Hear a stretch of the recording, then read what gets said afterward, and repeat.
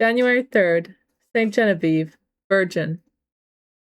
Genevieve was born at Nanterre near Paris. Saint Germanus, when passing through, specially noticed a little shepherdess and predicted her future sanctity. At 7 years of age, she made a vow of perpetual chastity.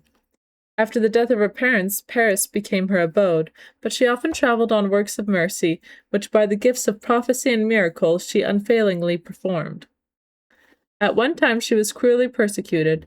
Her enemies, jealous of her power, called her a hypocrite and tried to drown her.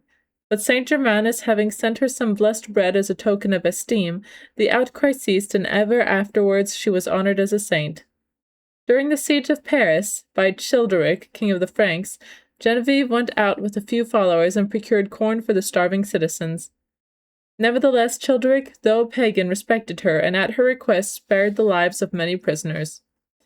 By her exhortations, again, when Attila and his Huns were approaching the city, the inhabitants, instead of taking flight, gave themselves to prayer and penance, and averted, as she had foretold, the impending scourge. Clovis, when converted from paganism by his holy wife, St. Clotilda, made Genevieve his constant adviser, and in spite of his violent character became a generous and Christian king. She died within a few weeks of that monarch in 512, aged 89. A pestilence broke out at Paris in 1129, which in a short time swept off 14,000 persons, and, in spite of all human efforts, daily added to its victims.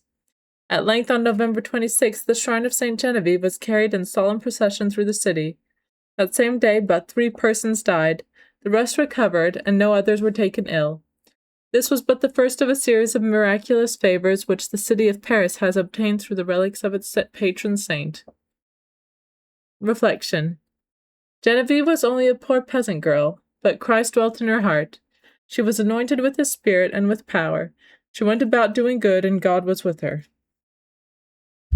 Ave Maria,